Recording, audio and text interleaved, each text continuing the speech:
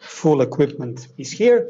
Hello, everybody. My name is Igor Duda, and I'm glad to welcome you today to our conference, Everyday Life in State-Socialist Societies, on behalf of one of the co-organizers, on behalf of the Center for Cultural and Historical Research of Socialism, here based here at the University Jurja Dobrile of Pula.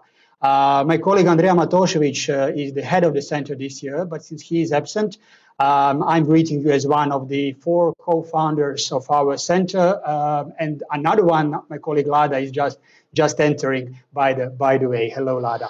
So yeah, I hope you are all feeling comfortable, not hot, hopefully, and I hope you're going to have a pleasant conference during next 3 to 4 days.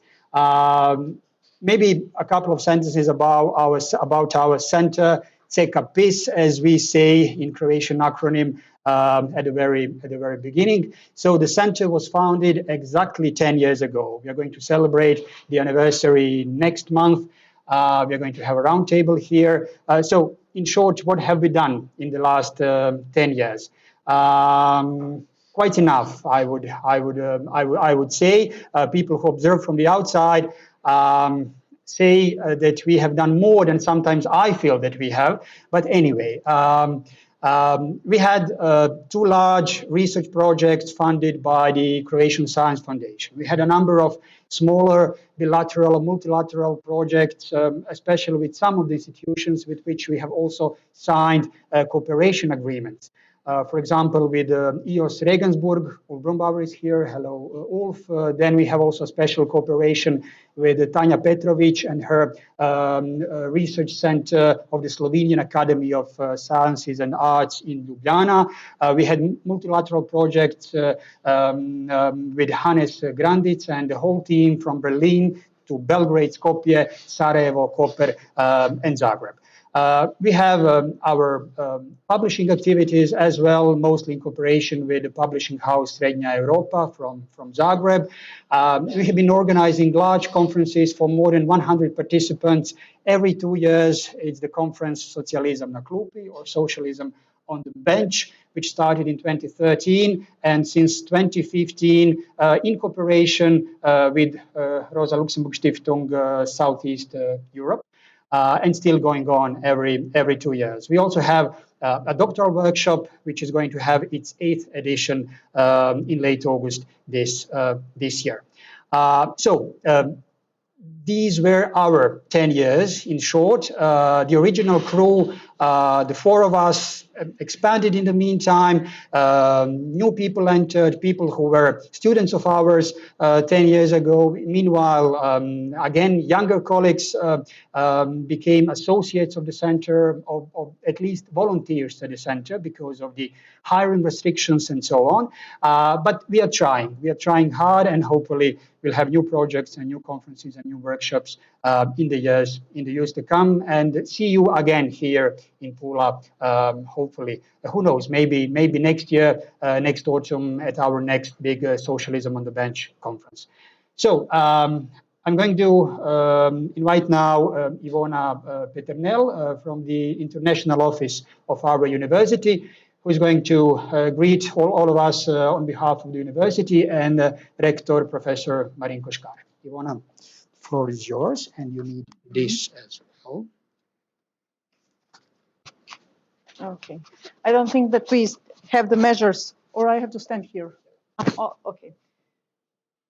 I prefer to stay there because it's a better position to see all of you. Hello, everybody. It's a real pleasure as a person who is leading the internationalization process and the international activities of our university to see participants in live again after 2.5 long years. This year we started to have the events in live, and I would like to say welcome to our university, welcome to our city. And on behalf of our rector, Professor Marinko Škare, who is greeting you all and wishing a fruitful work, I would like to say a few short words about our university. You will work in the following days with Professor Duda and talk about the research topics you are interested in, but I would like to highlight a few important things in general about the university. We are a small and young, enthusiastic, fast-developing university, founded in 2006. Young, but as I said, very enthusiastic and fast-growing when it comes to the research activities and international activities as well. Professor Duda is one of our most active researchers, and the gatherings like this one are proof how many active researchers and professors and staff we have at the university, and we are trying to open our university towards the local level, towards the region, and beyond the Croatian borders. Beside the Faculty of Philosophy, we have other departments. Primarily, we have a Faculty of Economics and Faculty of Preschool and School Education. They are predecessors of our university and the higher education schools which existed in the 60s in the previous century in our region. And they are the ones who started the development of our university as we are today. Following the trends we live in, we are trying to develop more and more in STEM area, in natural sciences, in informatics, marine sciences, but we also nurture musicians and art. We have Academy of Music. And beside that, we are trying to open some new online programs, which hopefully will start next academic year. We are also proud to have the International Joint PhD program in International Economic Relations and Management, existing from 2014 and assembling 6 different countries. The program is based in Austria, and each year we enroll new candidates, and it is very highly evaluated, and the accreditation process is really strong for this program. When it comes to the international activities of our university, we have a very strong mobility flows, primarily incoming mobilities. When it comes to the students, we have a high ratio of incoming students coming to our university and city, and you would be surprised that we have more students during the winter semester, not only during the summer season. And last 5 years, we also started to grow very fast in terms of international projects. Firstly, with projects within the Erasmus program oriented towards excellence in teaching and the experience of our professors. But last 2 years, we also started to develop more and more Horizon Europe projects, research-oriented projects. At the end of the day, we are a research institution and university dedicated to research beside the teaching. So as I said, our rector, Professor Škare, is greeting you, wishing you really nice work, nice time here at the university in our city. I hope you will have a time to visit some tourist attractions, not working the whole day, and enjoy. And I would like to say at the end of this short elaboration that I'm at your disposal today or tomorrow throughout the day. Igor has my contact. If you would like to discuss anything regarding the potential cooperation or connections between yours, a home institution, and ours, I'm here whenever it's suitable for you. Thank you, and wishing you great work. Thank you.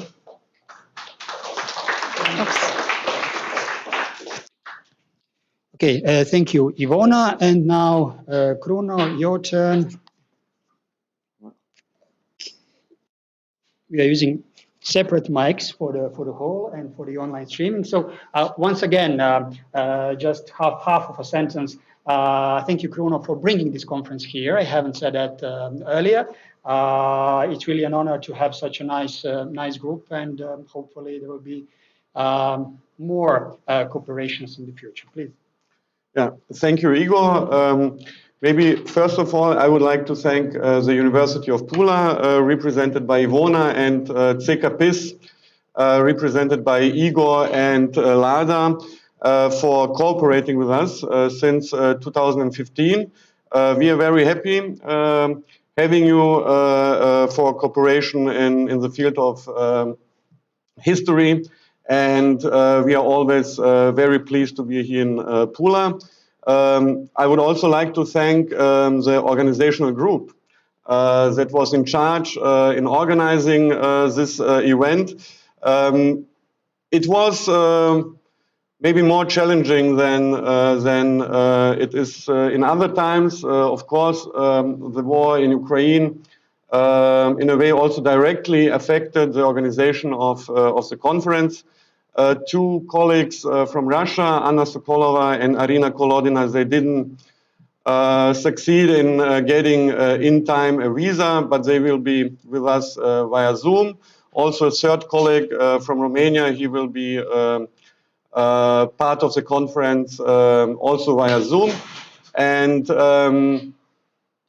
the initiative and the idea for this conference, we have to thank to Professor Marcel van der Linden, who came to us and asked us if we are interested to organize it, and we organized it together with our colleagues from Berlin. So thank you, Fabian, also to for your part in this organizational, in all the organizational demands that we had. The program you can see is quite interesting. We try to ask and invite young scholars who will present their researches. Also, the idea was to network them with already established historians internationally, like Professor Marcel van der Linden, like Ulf Grunbauer, who is up here, then Professor Siefert and Professor Lampland. So I think we have a very interesting group. We will have, I'm sure, very interesting discussions. And once again, I'm very happy to have you all here. I would also like to say maybe some technical issues. So tomorrow we will start at 11. Also on Saturday we will start at 11. On Sunday we will start at 10. There's always, if I'm not wrong, one coffee break. The lunch will be always in the Faculty of Philosophy, in the yard of the faculty with palm trees and very nice surroundings. So I think we will enjoy it. And the dinner will be organized in a restaurant called Allegri, Algeri, here in Pula. So I'm sure we will also enjoy this part of the conference. So once again, welcome. And one last thing, my colleague Milena, she has something that is called a list of participants. We need your signatures in order to have everything safe for the German taxpayers, who are those who are paying this in the end. So please make your signature on this list of participants and enjoy the conference. Thank you again.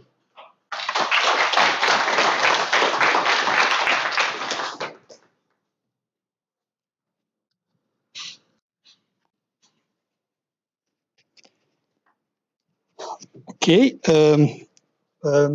Yeah, maybe another explanation. Normally, we would have the conference at the building of the Faculty of Humanities, Filozofski Fakultet, but the building itself has certain structural issues. You will see it later on. Therefore, we had to move to the building of the Faculty of Economics and Tourism. I'm also thankful to the Dean and Vice Dean who allowed us to use their space, but also in the meantime, I've noticed my colleague Blaženka Martinović, Vice Dean of the Faculty of Humanities, as also, of course, Faculty of Humanities, the one with which our center is really tightly connected. Vast majority of us from the center are actually based at the Faculty of Humanities. We are researchers there, teachers there, our students are there. So it's inevitable to point out that important link. So later on during dinner time, we will see a whole another setting. We will go to at the beginning of the 20th century and see a completely different building than this one. Chrono, this is all for the introductory part. Shall we wait for 5 minutes in order to be in time for the streaming of the lecture? Or yeah, okay. So we are muting the stream for 5 minutes, and then we'll continue at 1:30 sharp.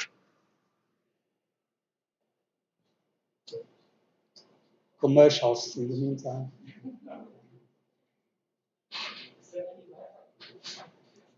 Wi-Fi connection, good question. I mean, yeah, normally I teach in the other building, so I'm not familiar with it. I don't know the Wi-Fi password now. Every room should be. I mean, if you can access every room, it should be available. But by tomorrow morning, I will find out. Tomorrow morning.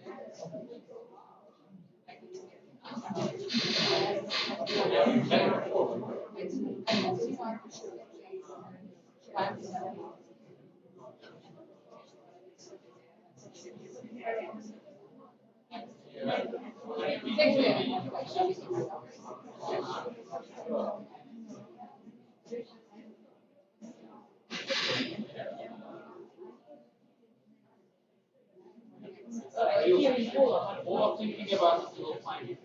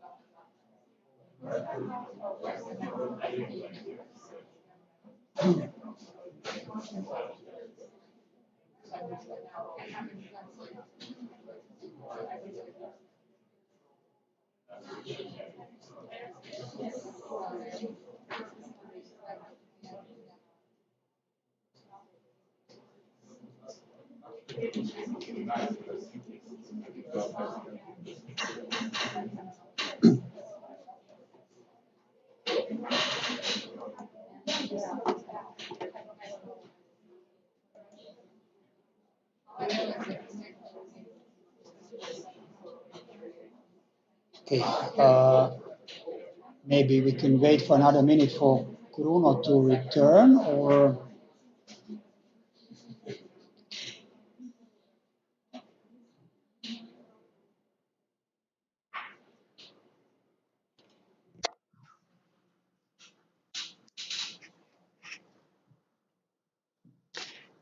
okay, it's me again. Today a lot of me, but then I can be quiet all day tomorrow.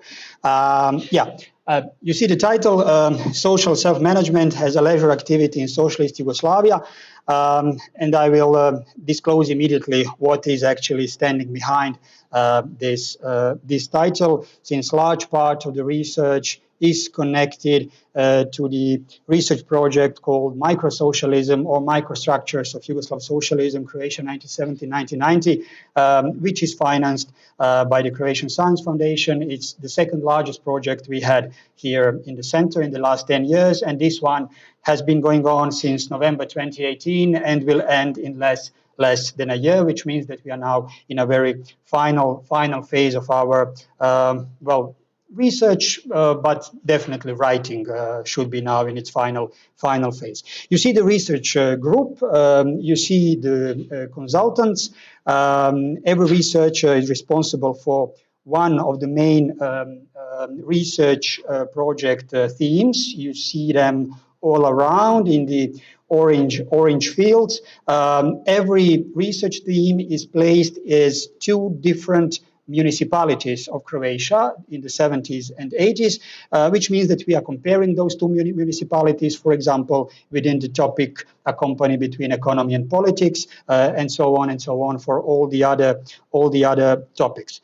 The topic I'm in charge of, and which is done on the whole territory of Yugoslavia, not only in two specific municipalities within Croatia, is the green one. So citizens as self-managers, the local community. Please understand the term local community here as a legal, technical term. It really means not any local community, but it's the legal name of a unit which was below the level of municipality. I will explain it more during the lecture.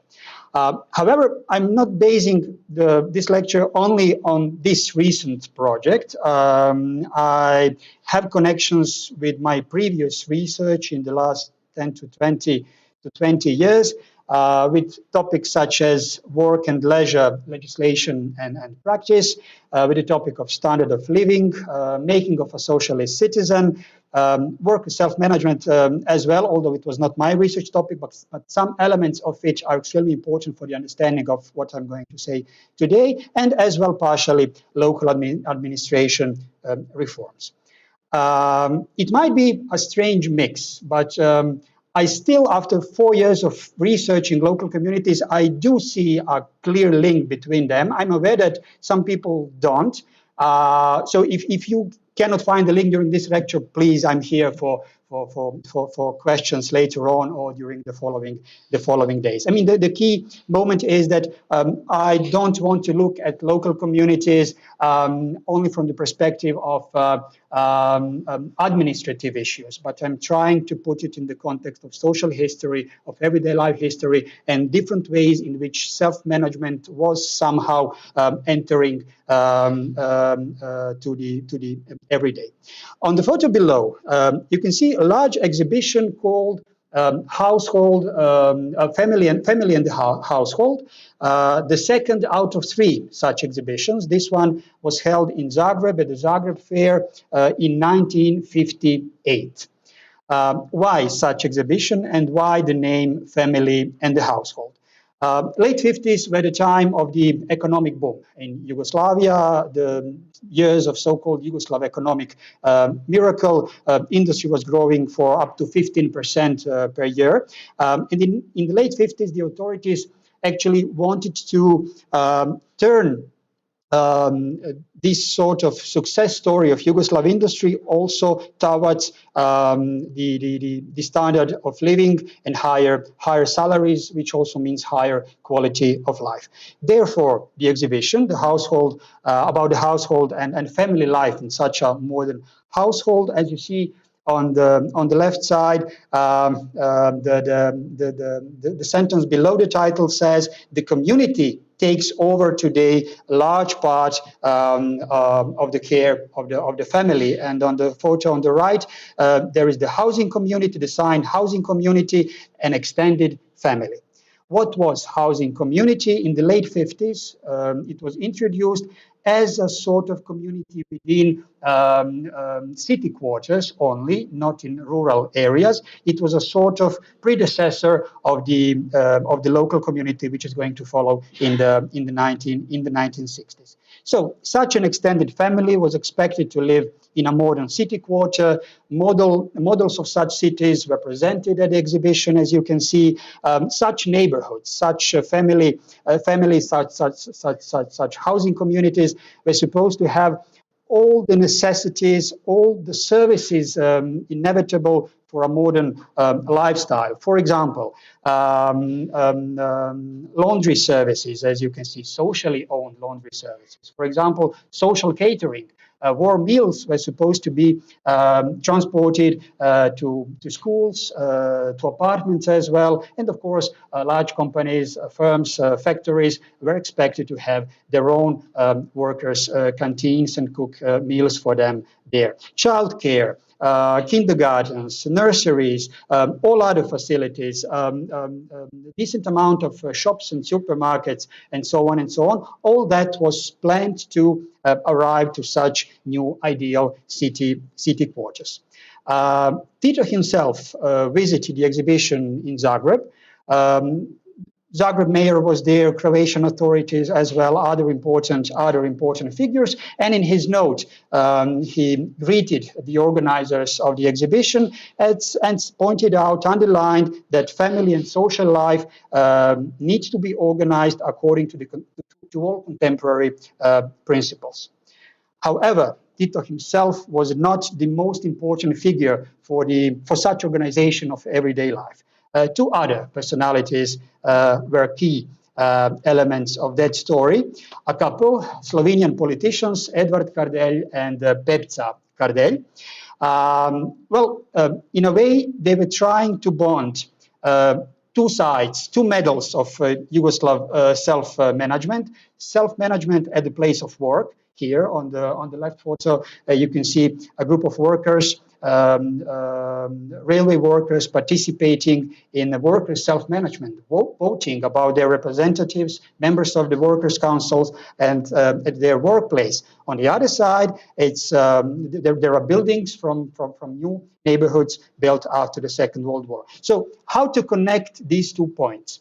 How to connect the possibility that workers have at their working place, where they are able to make certain decisions, how to bring those decisions to their neighborhoods, to their places of dwellings, and to enable them to make such decisions, similar decisions in different fields in their neighborhoods as well. That was the main motivation of the Kardeljs, how to make those bonds.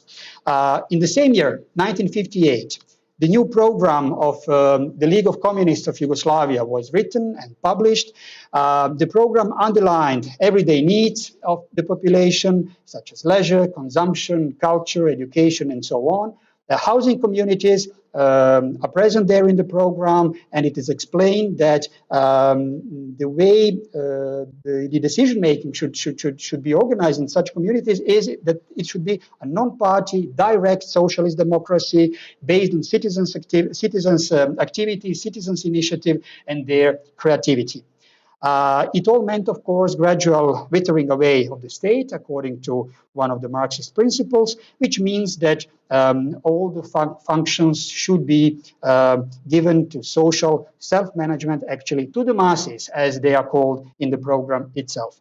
Another expression is present there in the program, the Marxist empire of freedom, which can mean, in the context of this topic, that there should be no more conflict at the place of work, that there should be no more conflict or clash between leisure time and work time, leisure activities and work activities, that altogether a citizen, a worker should enjoy everything an empire of freedom should bring. Someday soon, when the utopia becomes reality.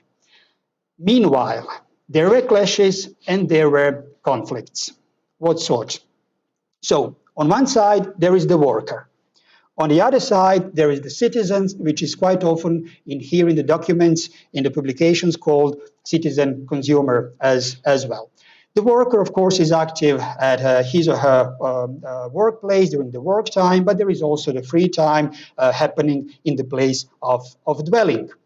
As they were saying during the 70s, as late as 70s, but sometimes in the early 80s as well, what they were noticing, by they I mean theoreticians of Yugoslav self-management or high political forums within the party or the Socialist Alliance of the Working People, the main umbrella or socialist mass organization in Yugoslavia, which was in charge of local communities. They were noticing such internal conflict between a worker and a citizen consumer. They were even mentioning duality of souls, and they were trying to find ways how to avoid this sort of clash between worker and the same person, the way he or she behaves once they come home in the afternoon after the working hours. The place where this sort of dialogue was supposed to happen are such places, the seats of local communities. A couple of offices, a lecture, a meeting room. That was all they needed.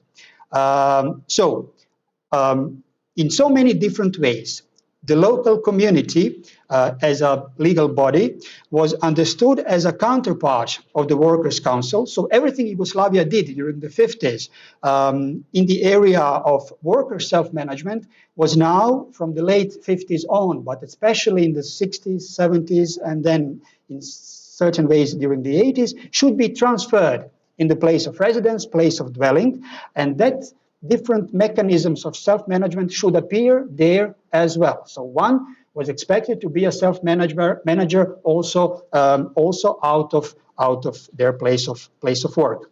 The place of work was the source of funding for different activities happening in the neighborhoods, and such expenses were, of course, directed towards social standard. It means kindergarten, schools, infrastructure, water pipe system, telephone lines, and so on, different services, childcare, and so on. So these two parts, the worker and the citizen consumer, were supposed to negotiate, to plan together, to find common interest, and operate through the system of self-management. Some more elements of this theory of social self-management in the place of dwelling, as they were said first by Kardelj, and they further on explained by Juraj Hrženjak and Zdravko Tomac from the late 60s on to the late 80s. So I just point out the bits which I haven't mentioned so far. Behind all of it was, as they were saying, humanization versus bureaucratization and alienation.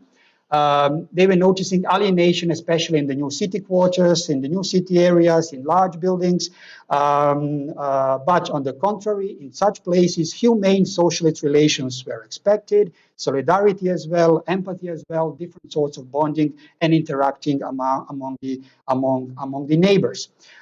Such a local community was not actually an administrative unit. It was not a local unit, as they were saying, but a local community. So it was not just a unit subordinated to the municipality. It was not the last finger of the state which enters the neighborhood, but it should operate according to the principles of self-management. Communicate with the municipality as the last hand of the state, but operate in a totally different way. Being humanized, it should behave as an extended family.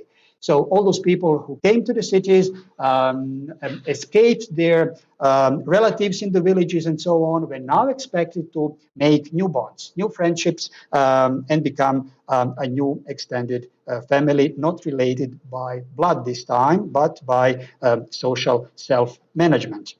During the 60s, one of the dilemmas of Yugoslav socialism, as it was noticed by professor of law from Belgrade, Jovan Đorđević, was the dilemma between traditional macro-socialism and modern micro-socialism.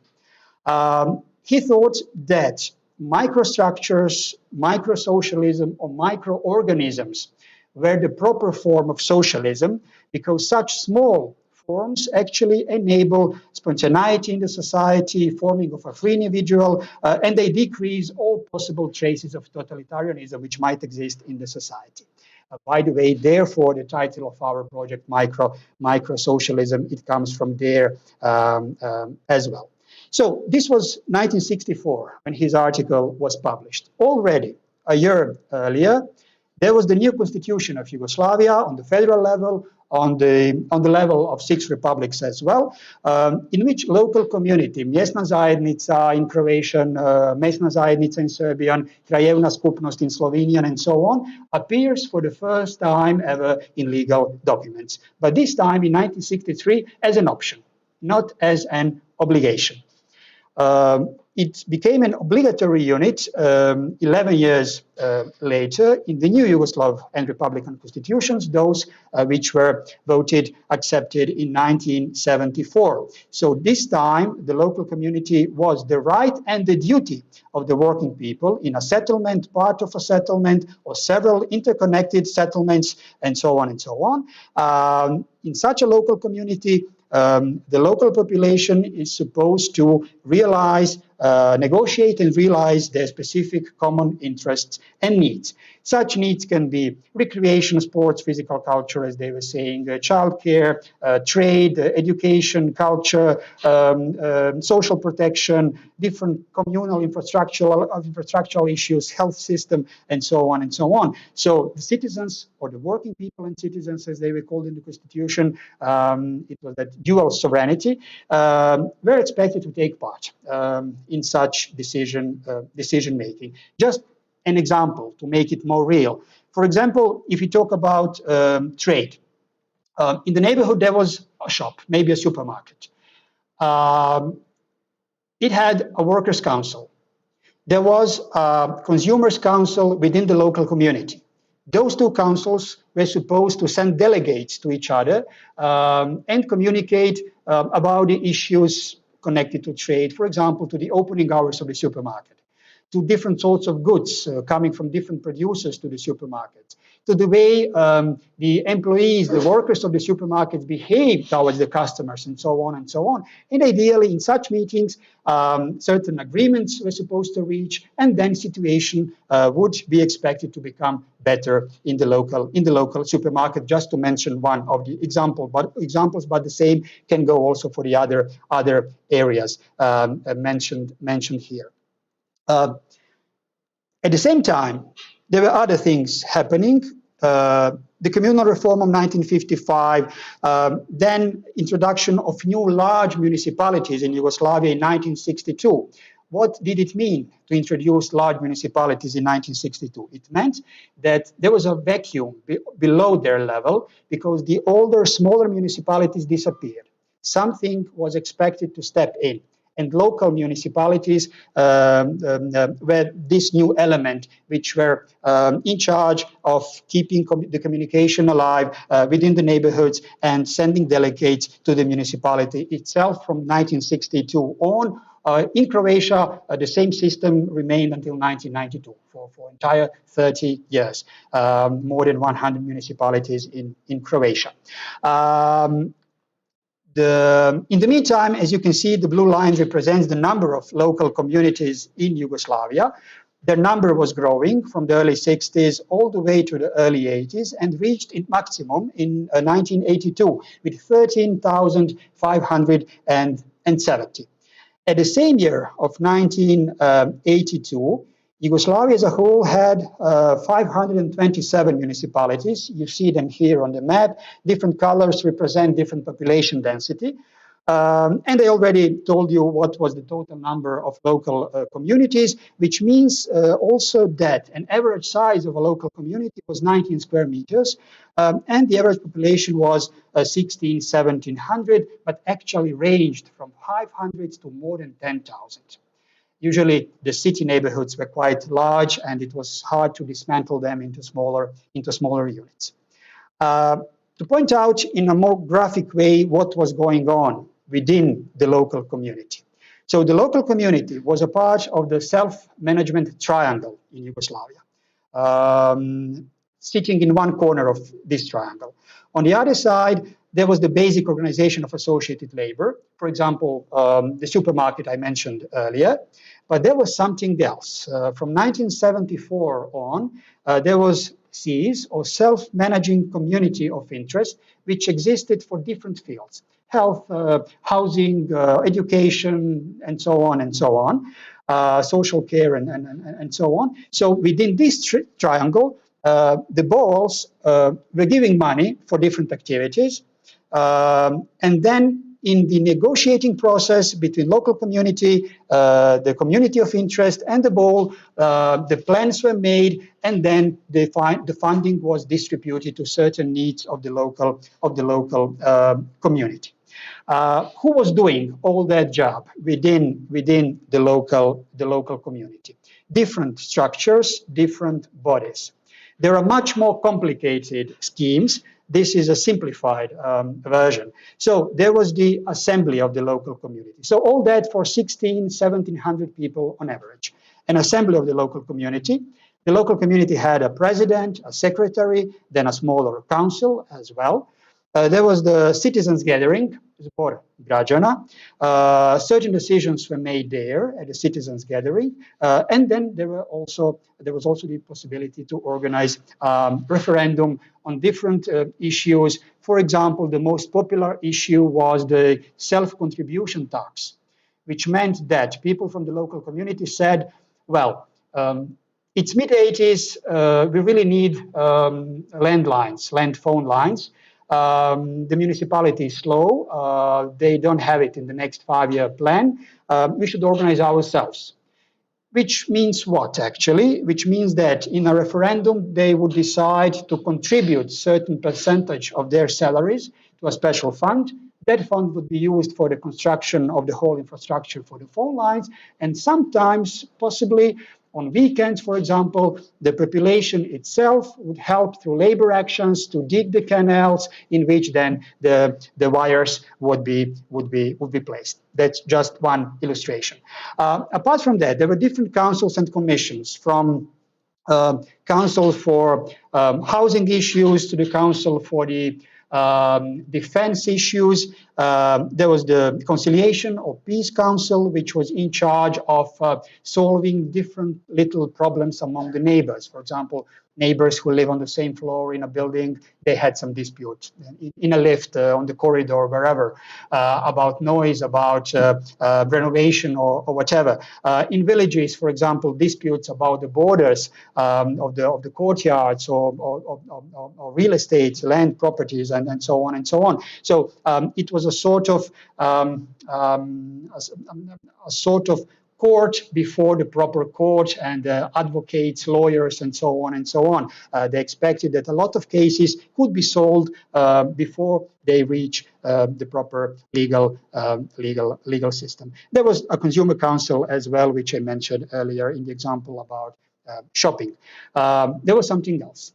There were branches of political and social organizations. The Socialist Alliance of the Working People, for example, the Communist Party or the League of Communists had their branches. There was the branch of Subnor, the Partisan Veterans Association. There was a branch of the Socialist Youth Association. There was a branch of Our Children Association. There was a branch of Red Cross and some other organizations as well. Not every single local community was expected to have all these branches, but they were, according to the guidelines of self-management, expected to exist in areas which had certain amount of active members of the party, of the Socialist Alliance, of Red Cross, and so on. So there was the whole scheme, but the boxes were ticked in this scheme only in those areas where actually there was a possibility to have at least slightly active local branch. The local community then was voting on the delegations, the members, the delegates, which were sent to the to one of the houses of the municipal assembly. There were 3 houses in the municipal assembly. One was actually made only for the delegates coming from the local communities. Then delegates sent to the self-management interest organizations, to different other firms which were in interest of the local community. Who was there? Who were the delegates? What was their background? What were those people like, or what was the ideal character of such a person? Well, one of the main characters such a person was supposed to have is enough time, enough leisure. Why enough leisure? Because vast majority of these functions were volunteering functions. These persons were not professionals. Vast majority of them were not paid for what they were doing. These guidelines actually are coming from a number of articles published in the 70s and 80s in the monthly local community, published in Zagreb and Belgrade. It was the Yugoslav monthly, published in a form of newspaper of 20 to 30 black and white pages. It was the publication which was sent to all around Yugoslavia, to local communities, with guidelines, advices, but also reports from different parts of Yugoslavia. These guidelines about leisure and enthusiasm and the ideal character of an activist or volunteer in the local community are coming from some nearly 200 profiles which were published in the newspaper, with real names, with their short CVs, with some answers they gave to the reporter on different ways they function within their local community. So common denominators are, as you can see, that all those people actually did not know about relaxation. They were eager to invest their working hours and their leisure time in local communities, sometimes even finances. Sometimes they were using their personal cars, for example, to do certain activities for the local communities. Such persons usually said that they had no regrets for the time invested. They were ready to have no strict working hours. All what they were doing actually was bringing joy, pleasure, fulfillment, giving them more energy to be more productive, and so on and so on. Sometimes those sentences do sound as something they learned, something they read in a handbook. But since I haven't seen such a handbook, I'm going to believe that actually they were really, those people who were active, they were really successfully formed, created as socialist citizens, so that all this was coming naturally from their mouth. In short, some more characteristics of an ideal activist coming from all those profiles. So he or she is always ready to help, hardworking, but humble, high social intelligence skills, always enough time, whether employed or unemployed, or a pensioner, or just an unemployed agriculturalist or housewife, there was certain amount of time expected to be on disposal. Such a person was always a motivator, a mobilizer in the local community, the leader.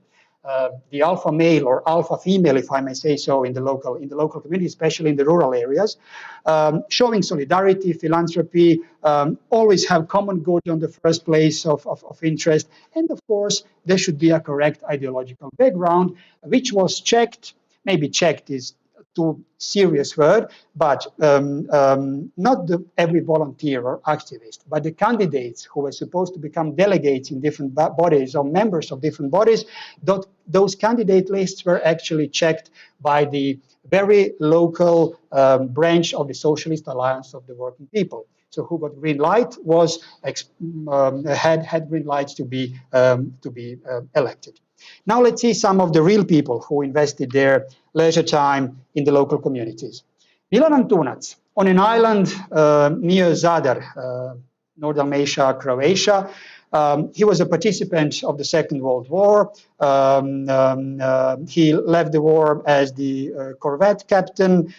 He got many awards in the war and afterwards. And now, as a pensioner, retired army officer, you see what he says. In the 70s, I work as much as 3 other men. I do whatever needs to be done in Veli Iž, even what I never thought I would be doing, bookkeeping. When one loves the local community, one learns to do anything. Miho Orlić, here some 20 kilometers north of Pula, in the former municipality of Pula, in the village of Juršići. He was a professional secretary there, so not a volunteer of the local community. Lived here in the city, but came only to spend the night, actually spent entire days there in the village. He was there for 20 years, so for 20 years in charge. There was no replacement for him. Or nobody wanted to take over. He even managed to arrange a recording of a record with one of the largest Yugoslav record companies, Jugoton, from Zagreb, with a group of local folk singers. They were singing the local folk songs. So when the reporter came to the village, as you can see, we found him all sweaty, with a hammer in his hand, 15 minutes before the celebration started. Agile, lively, torn apart. During the short time we spent in Juršići, we needed Miho for everything. Miho knows everything about any action, from paper to the last nail. Anka Petrović, Municipality of Niš in Serbia. She was presented as an irreplaceable activist for more than 50 years, among only a few women there in the local community. For years and years, she kept saying, why me? There are young, diligent, more literate women. Please make them to do something for the local community. But they constantly voted her, and she remained as one of the key elements of the local community. So she was known for her clear and concrete discussions. And when asked about her decades of activism in the local community, she explained when she was young, she didn't know what Tanes was. In the evenings, I would come back from the field, leave the home and go to a citizens' assembly or the women's active meeting or another social task. Razija Dujković from Novo Sarajevo in Bosnia and Herzegovina. She was a president of the local Subnor, the partisan veteran organization there, and a retired teacher. Here are Razija's thoughts on younger generations and the way the older generations behaved in the society generally, but also in the local community. I think we were a special generation, the SKOJ generation, that's the Association of Communist Youth of Yugoslavia. We learned to work constantly, to be responsible. We did everything in time. I was never late for a meeting, not to mention for work. Everything is more beautiful through work. When it comes to ideals, we grew up in capitalism, so the old generation grew up in capitalism, they, the youngsters, in a socialist country, a free country. Their living standard is incomparably better. We have even spoiled them a bit. And that might be one of the reasons why the youngsters do not participate as eagerly in the local community as the older generations, according to her opinion.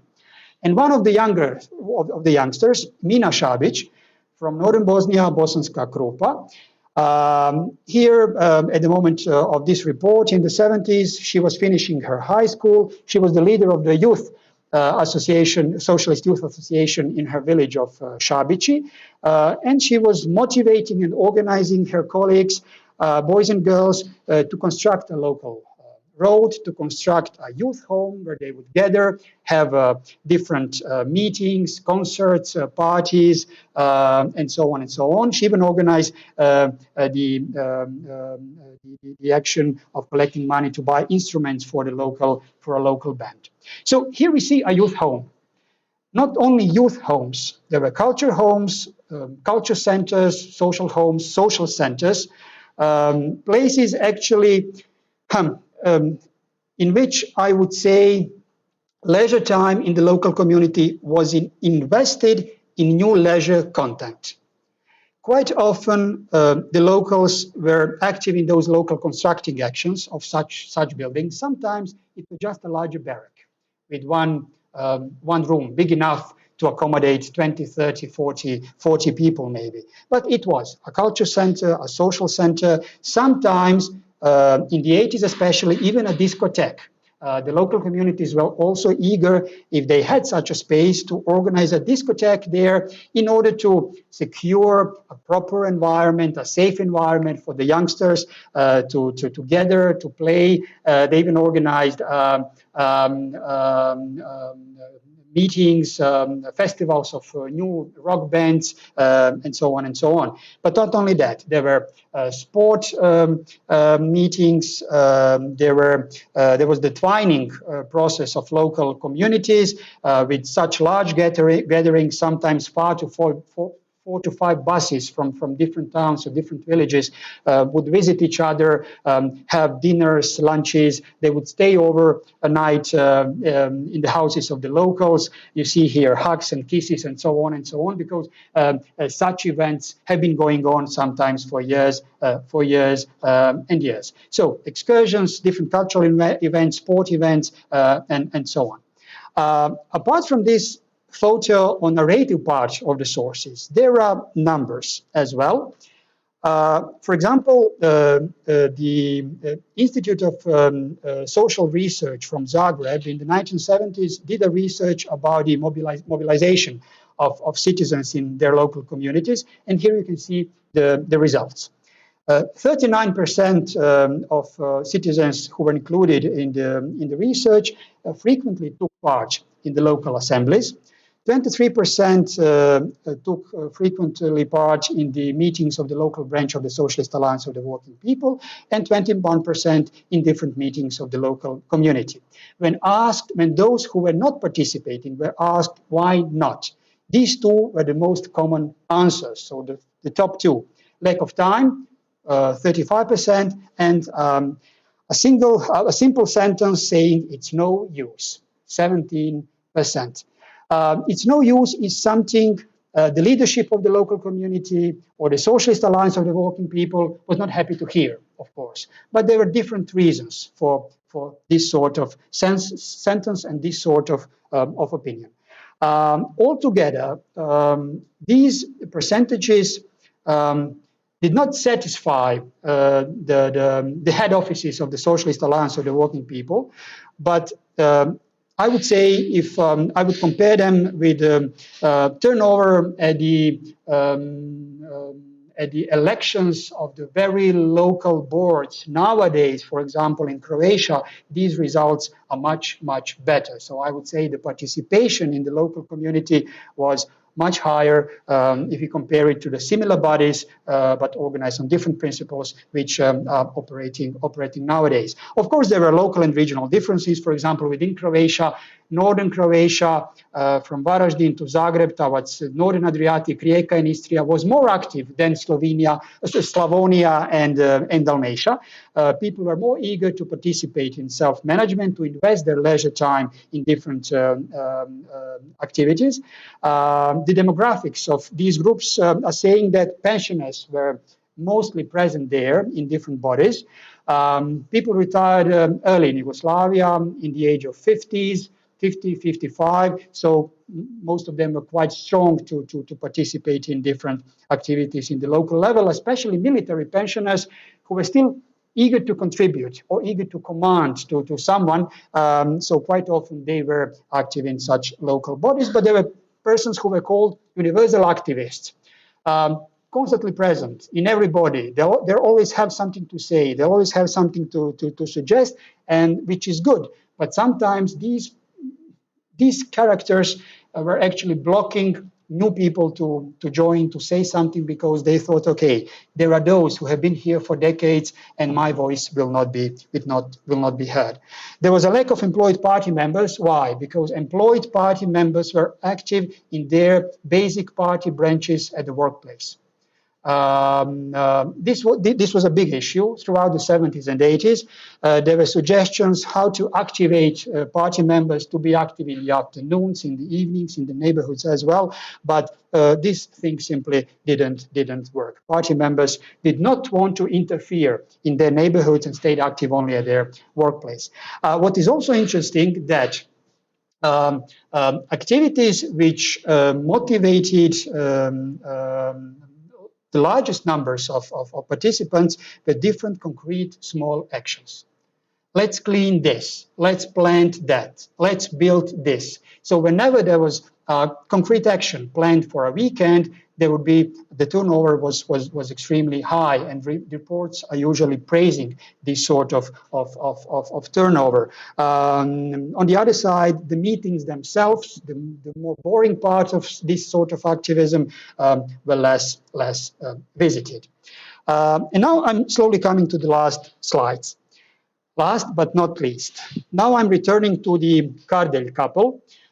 First to Edward, who died in the late 70s and was considered to be the father of the local communities. In his famous book from the late 70s about the Yugoslav socialist system, he stated that an individual embedded in self-management was the main creator of his or her happiness. That person, not the state, not the system, not the party. An individual, but not as an individual, but as a group of organized individuals within the system of self-management.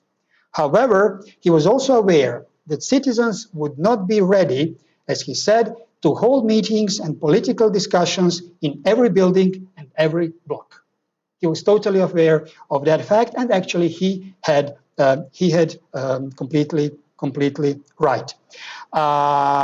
In the 80s,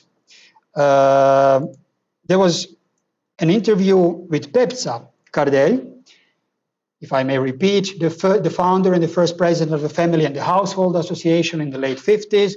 This association later was turned in the Conference for the Development of Local Communities of Yugoslavia.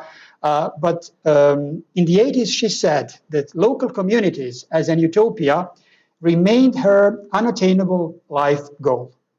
And more particularly, so the local community, has never been conceived otherwise than as a center for organizing people to develop and nurture humanity, camaraderie, and friendship. That's how I understand it too. We are still far from that, although there are exemplary achievements. We went in a completely opposite direction, to bureaucracy and formalism, to the local community as an extension of the municipality and authorities, although there is no basis for that. And this is actually a good ground for the conclusion. Yes, there were excellent local communities.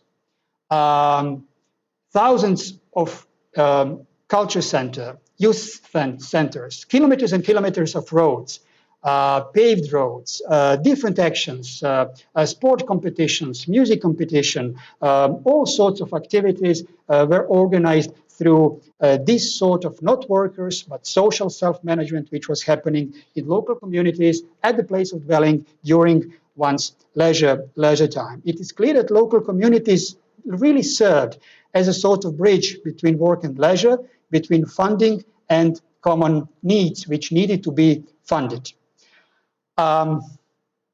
When researching this topic, actually, of course, there are two sides of a medal.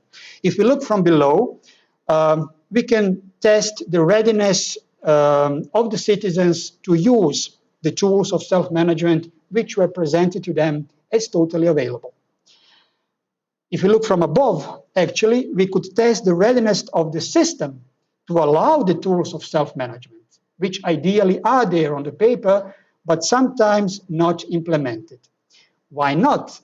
Because sometimes the system, meaning the higher levels of the system, got afraid that a lot of direct socialist democracy could lead to anarchy, that certain individuals or certain groups could propose things which would then put the system in danger. Therefore, the checklists of the Socialist Alliance of the Working People, therefore, the constant need to broaden the basin from which new activists are coming and are ready to invest their leisure time, but also all the time total awareness that there are certain restrictions for this basin. Yes, among those groups which were active, there was the lack of employed persons, young persons, women in general. I think the answer why is obvious. employed persons who were there at their workplace for 8 hours had less energy to be productive in the local community. The youngsters thought that their interests are not quite often respected, that the pensioners are there making the main decisions, and women, quite often, women were saying that their voice is not heard enough. Apart from that, obviously, although there was the whole emancipation process of socialist modernization going on, it was never completely done. The society still had, of course, a lot of elements of the patriarchal system, and the women was also housewife, housekeeper. If employed, it's obvious that there was not enough energy, no time to be active in different local community bodies. All those examples of good practice, which were presented in the reports or in the media, I would say at the same time were motivating but also scaring. They were presented as motivating, so you see there are people, successful people, be one of them. But at the same time, if you're presenting people who are sweaty all the time, who know every little detail in the village, and there is the feeling that things could not be functional without them, who would dare to enter this sort of local community while that patriarch or alpha person is still alive and still kicking? Yes, there were generational issues, as I said, between the retired people and the young people, but there was also the privatization of leisure. It started widely in the 60s. It is well researched already, for example, in the field of celebration of public holidays. People want to spend their leisure time privately with their friends, with their families, not celebrating holidays openly, but also not that often participating in different labor action, even if there is a grill planned afterwards at the end of it. So there was lack of time for certain demographic groups. There was also lack of power within the local community, because quite often it was not taken seriously enough by the municipality, the first higher level. The municipality was perceived in these cases as the bureaucratic power, as the state power blocking the proper flourishing of social self-management. But all that also meant that these situations brought to the lack of interest among the population, possible activists, but all that connected to the lack of pressure. Keep in mind that it's self-management. So there should be no pressure. If they tick all the boxes in an ideal scheme of a local community, perfectly fine. If they cannot, that's also fine. With such a surrounding, without strict instructions, without pressure from above, yes, quite often self-managers decided that they don't need certain activities. So finally, I can say that in this field, social self-management actually can be perceived as a soft, or quite often very soft power, which is totally in line with the demographic, not directed, that's the other pole, democratic form of leisure, which existed in Yugoslavia from the early 50s on. Thank you.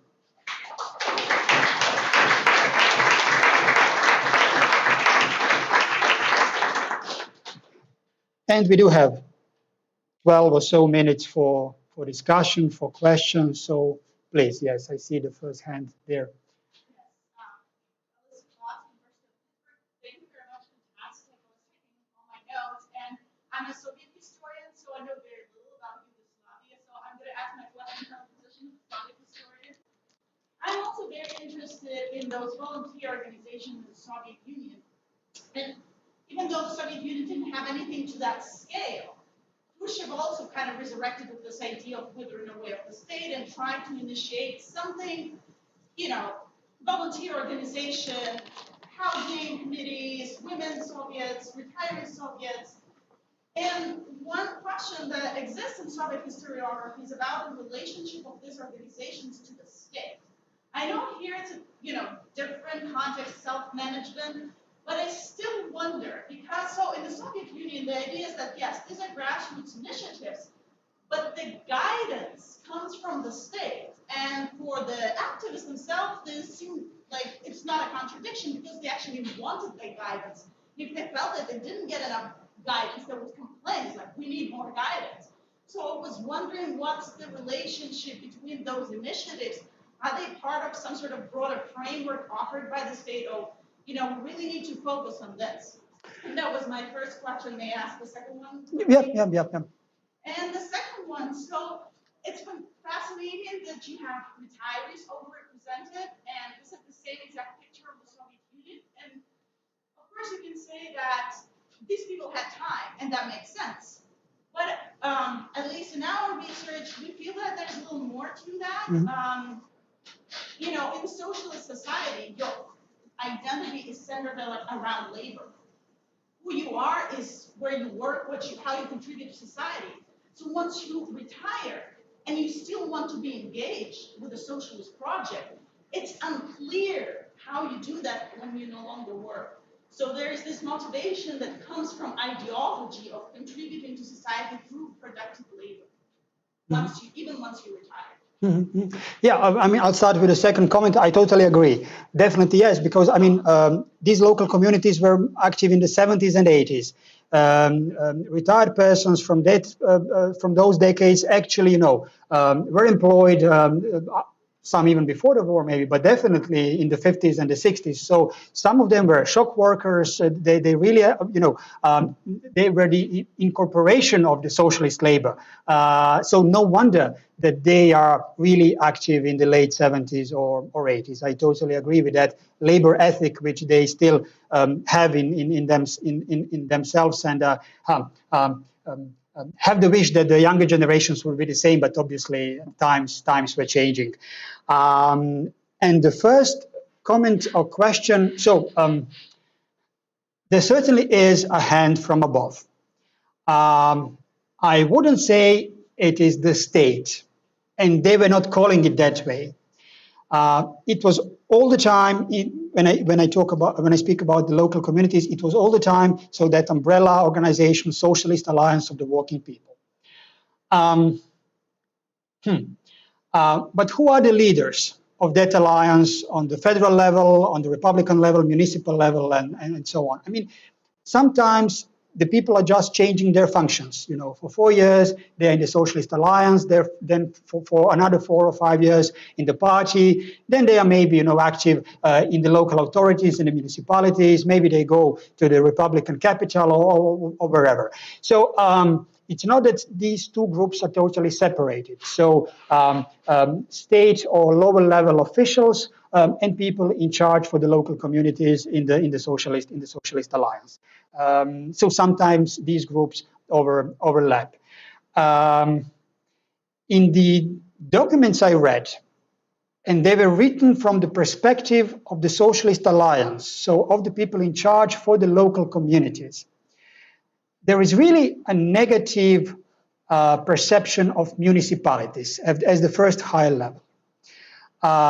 They never waste an opportunity to say, yes, this is the state, but we are fighting since the early 50s against the bureaucrats. We are for the Witteränger way of the state, and so on and so on.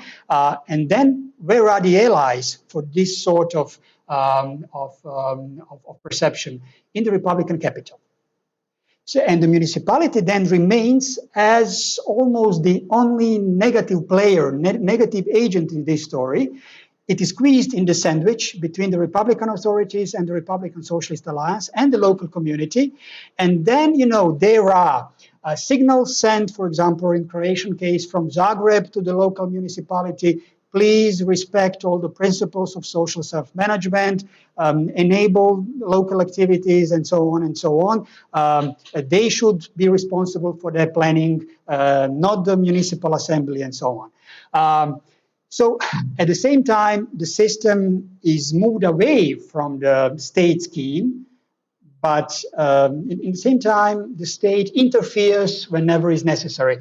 Another maybe picturesque example, the consumer councils and the different inspections which were supposed to visit, for example, shops or green markets, and so on and so on. It was written in so many times during the 70s and 80s that those inspectors are the leftovers of the state. they should be abolished eventually, as soon as possible. And then those consumer councils should be in charge of the control of the green markets of the local shops, shoemakers, hairstylists, or whoever is active in the neighborhoods. So, but for as long the consumer councils are not able to take over, until that very moment, the inspectors should be alive. And then we can ask ourselves, okay, but why the consumer councils were not able to take over, and why maybe half of the local communities did not have a consumer council at all? Who was responsible for that? So yes, there is self-management, but the state itself, I would say, sometimes was playing a double role, whether the central state or the state on the local level within the municipality. Yeah. And,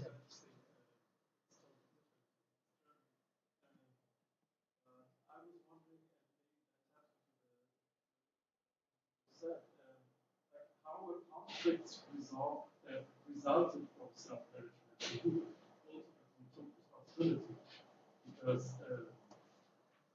I imagine the state would say, okay, we messed up, there's no products in the shop, but we managed that ourselves, we're sorry, can't do anything about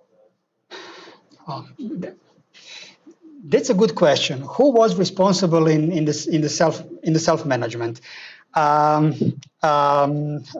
will use the usual phrase.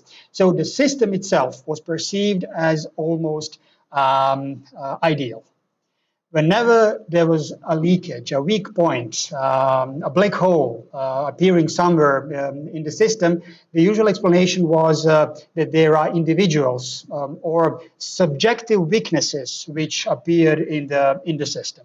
But then if you go further on, there are no special, usually there were no special measures against such an individual who was discovered that he or she was doing something in a wrong way, because if you want to apply whatever measures there exist, then there is not social, but the worker self-management, and different other bodies actually have to organize the hearings and see what actually happened and what was going on. So if we are going back to the supermarket, and if you want me to say that a certain worker was fired after doing something wrong, it would be hard to find such an example. Again, avoiding the conflict, that was the general idea which was floating there in the air all the time. Avoiding the conflict, trying to operate according to the lines of consensus, discussions, mutual understanding, and so on and so on. Sorry. Meanwhile, I'm just going to apologize to the online viewers, because they cannot hear questions from the audience. I assume maybe yes, or maybe they are really quiet. But anyway, you can hear my answers. Yeah.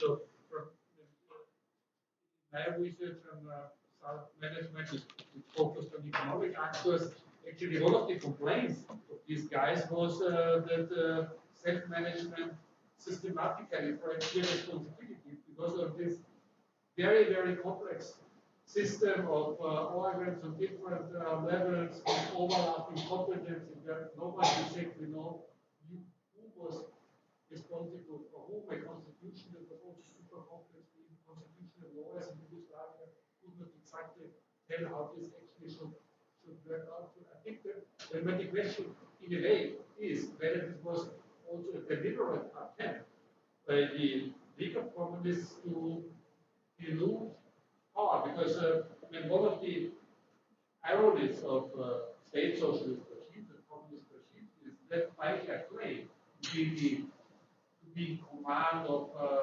the economy, to be the only legitimate tone setter in society, the ultimate idea to whom to turn, to whom attribute responsibility if things did not work out as they should. In the Yugoslav system, I don't find it educated population, it was very difficult actually to pinpoint certain institutions to make it responsible for bigger things. But just a comment, but I have another actually good question, a small observation about this Juraj, which all of you know about him in 1964 about micro-socialism, very interesting.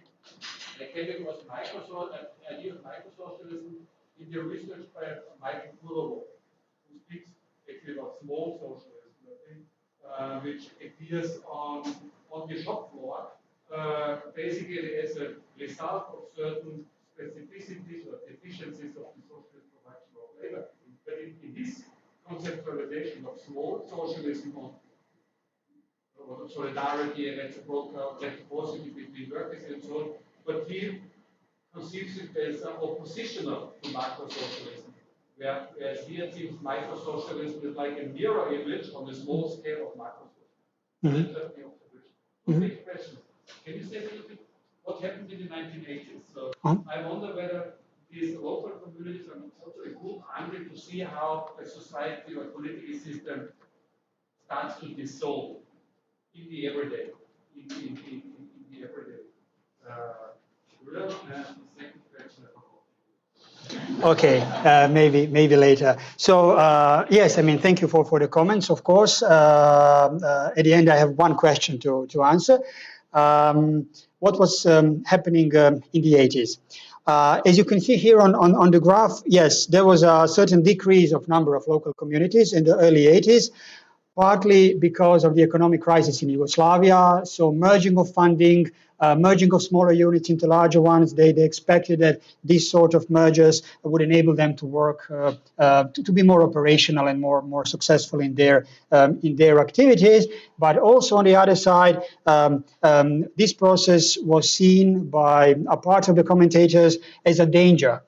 Because then the municipality would take over and become and step in as a sort of political power between the local communities. Apart from that, during the 80s, so later on, as you can see, the number is more or less stabilized until the end of the decade. There is, looking from the outside, for example, from somebody who would observe live there in the 80s, at least according to the report, the activities of the local communities, what they were doing really practically, I would say that everything would look more or less normal. But some activities were cancelled due to the finances, but then returned in the second half of the 80s. Some activities were in danger because the interest of volunteers, of activists was decreasing as well. So reports are saying, yes, we would like to reestablish the activities we had before the economic crisis, but now we don't have people who want to take part in those. Sometimes those activities include also the twinning meetings between different local communities, and then of course in the background there is the origin of the community, where is it placed, in which republic, and what are the relations between the republics in '89, for example. But altogether, what was happening again during the 80s is a sort of bureaucratization of a system which was supposed to be the symbol of de-bureaucratization.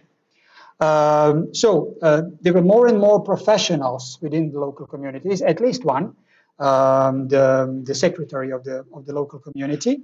But even though the partial professionalization was going on, there was a lack of capability of the local community to complete certain tasks, such as to write a proper 5-year plan.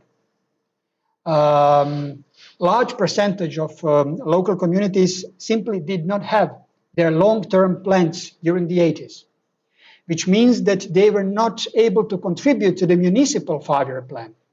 And there again, the state power interferes, the municipality as the hand of a state, then says, yes, our 15 local communities on the territory of the municipality need this and that.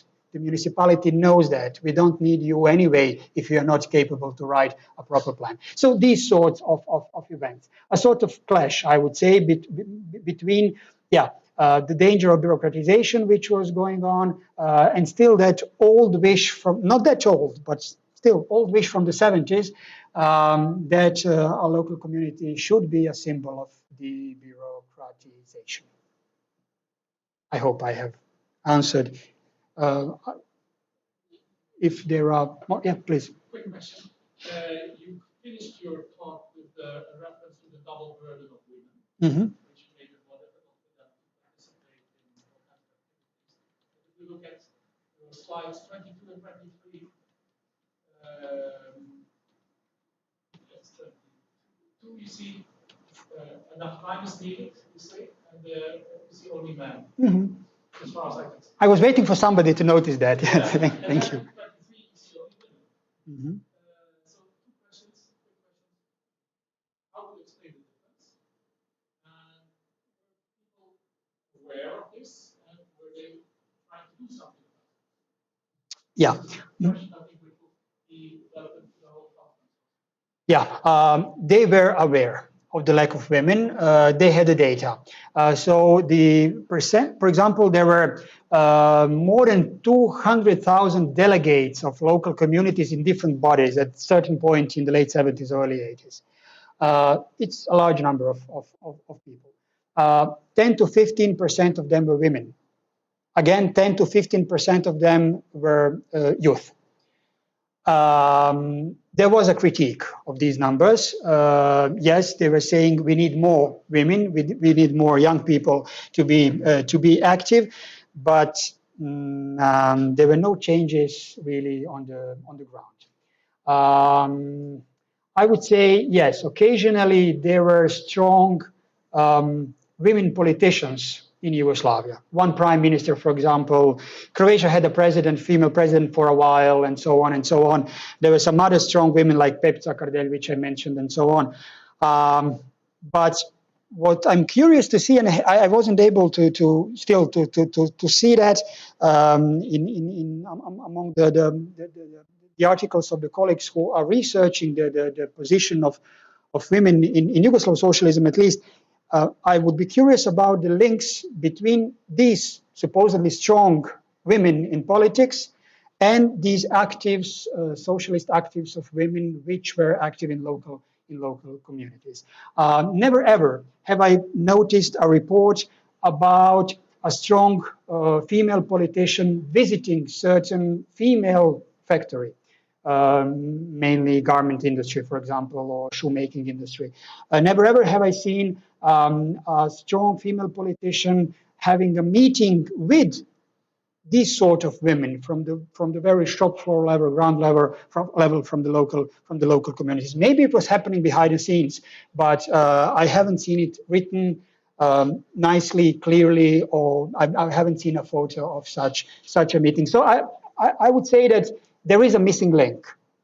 There are exemplary women on the very top, and then a vacuum between them and the ground floor of these female activists. Quite often teachers, quite often former teachers, retired teachers. So women who somehow, well, definitely had social intelligence skills because they were dealing with children. They're all for decades and decades, so somehow they probably needed still some sort of contact with the community, probably with their former pupils as well, who were then grown-ups in their 30s or 40s, and they were eager to organize something for themselves, for them within the local community.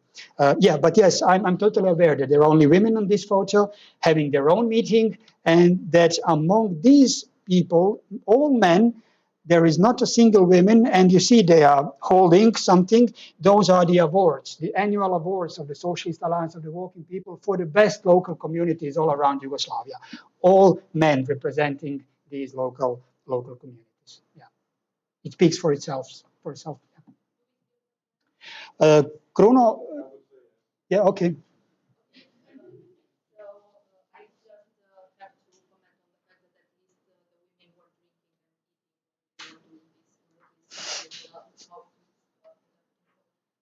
So I was thinking that from a different corner, these local communities, as you said, put a lot of labor and even money in these local projects.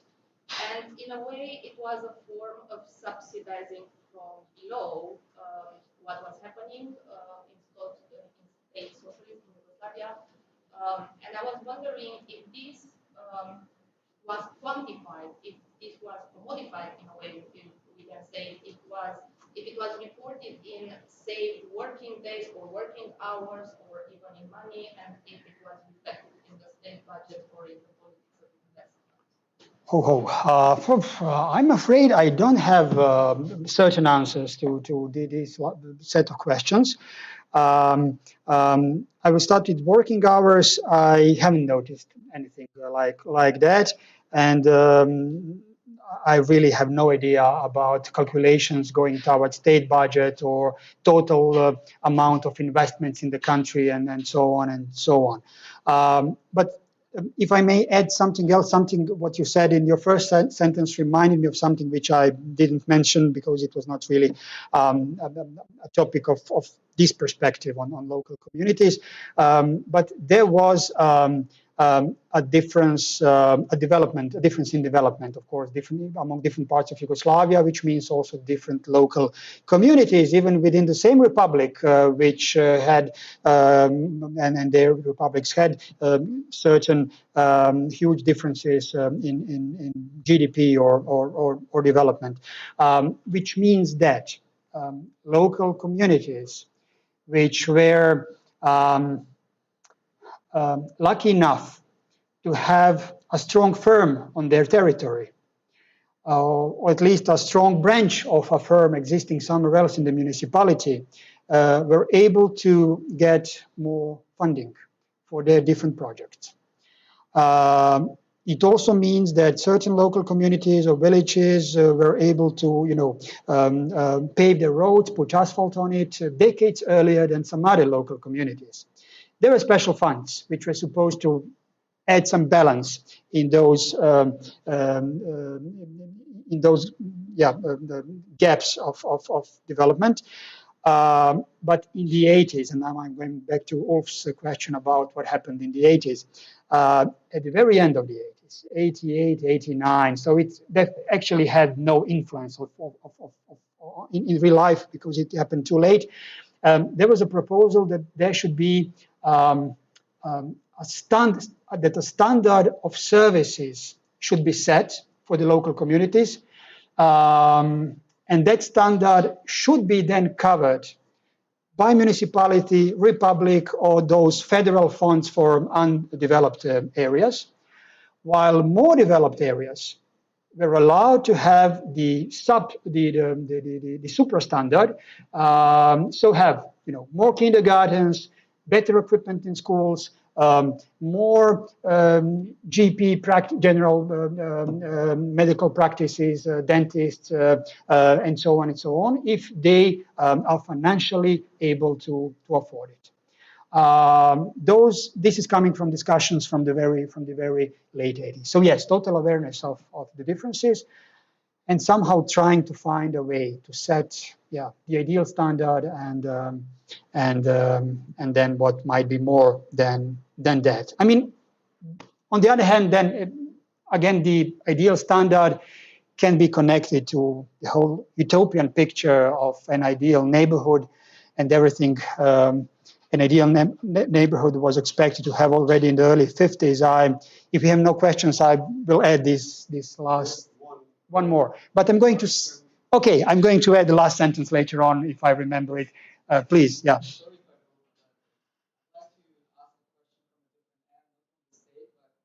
existing nuclear family. I just read the paper for tomorrow's panel about labor migration.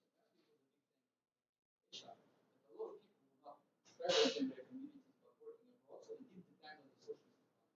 But they earned their revenue elsewhere. Mm-hmm. And then they bought Mercedes and built high houses. So it was just fun to learn. But I'm now thinking, how did they built into local communities. Look. Did they participate, contribute? Was there attention? Because they brought in a totally different paradigm, totally different lifestyle. So, I mean, opening factories which would be based on the capital coming from those people, gastarbeiters, was one of the ways how to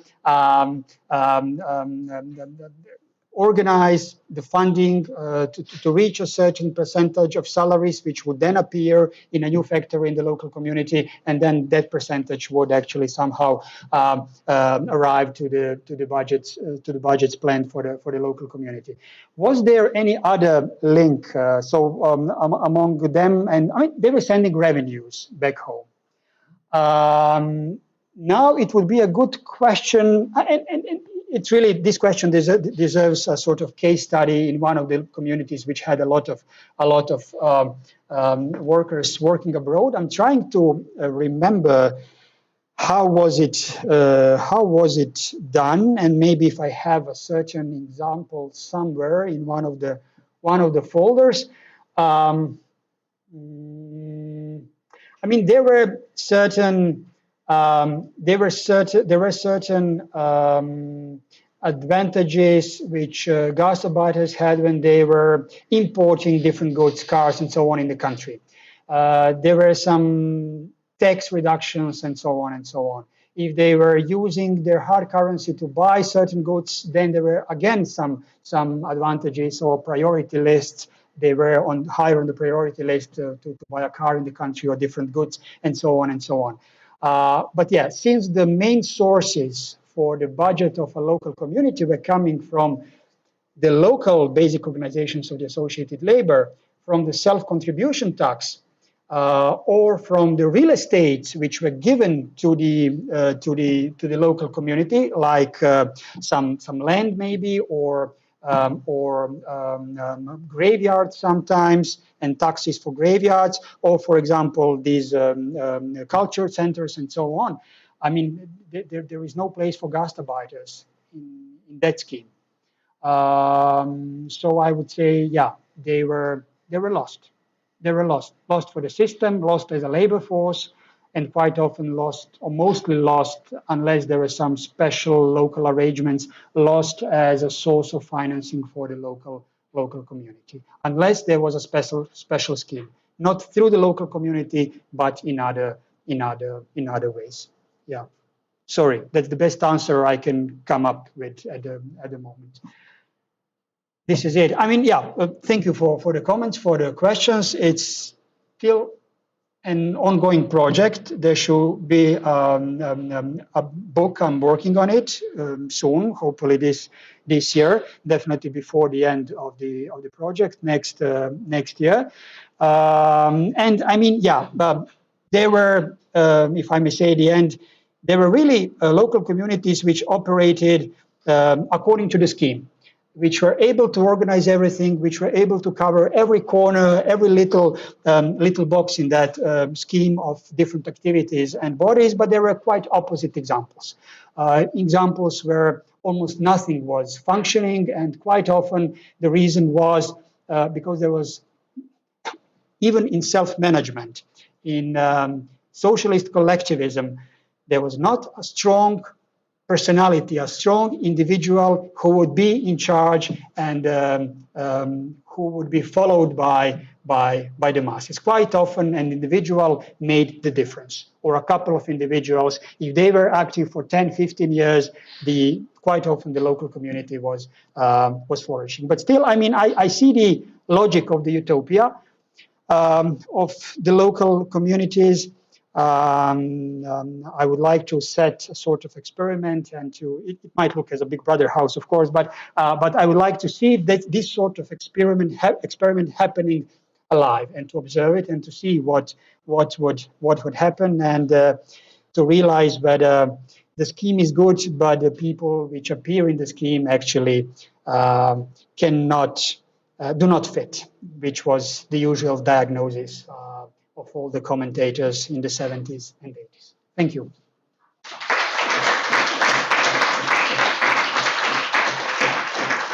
stop.